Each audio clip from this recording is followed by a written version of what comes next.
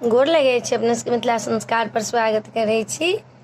राम जन्मभूमि के पूजा तो भ गेल, नौलिया गेल, आब जन्माष्टमी है, मंगल के जन्माष्टमी है, 11 तारीख के भगवान के जन्म छे, 12 के उत्सव छे। तो अपना सब तो 11 तारीख उपास करब, कथिला अपना सब जन्म उपास करे छे। वृंदावन में एक दिन बाद होइ छे, कथिला होइ छे एक दिन बाद।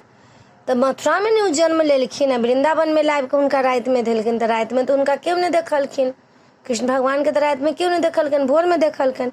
तो भोर के जन्म के उनकर मानल जेते न, तो एक दिन बाद जन्म होइ छे उनका सबके, आ अपना सबके एक दिन पहले होइ छे।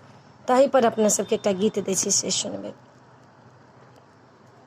ब्रज में जन्मले कुमार कन्हैया, जसोदा नंद भवन में ना।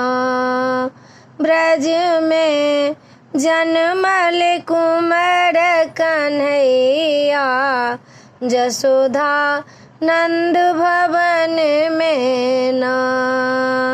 क्यों सखिया बे तेल लगावे, पलना सजावे ना।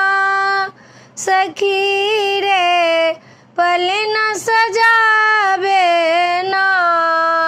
ब्रज में जन्मले कुमार कन्हैया, जसोदा नंद भवन में ना।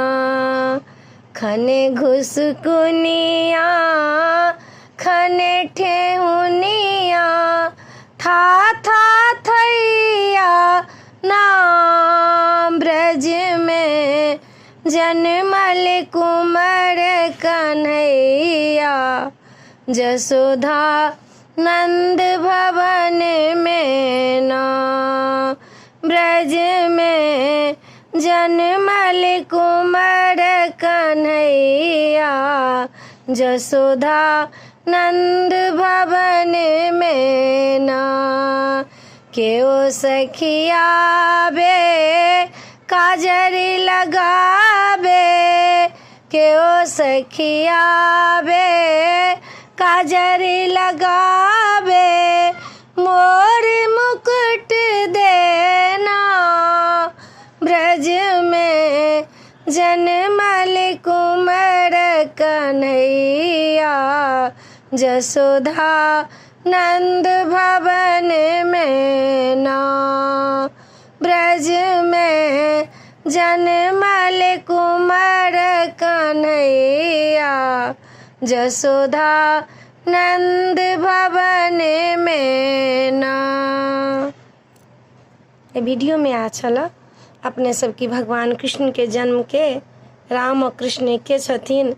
राम कृष्ण के जन्म के गीत नीक लागत अपना सबके, तो चैनल के सब्सक्राइब करो नहीं बिसरबे, जरूर सब्सक्राइब करबे, लाइक करबे, कहबे जरूर।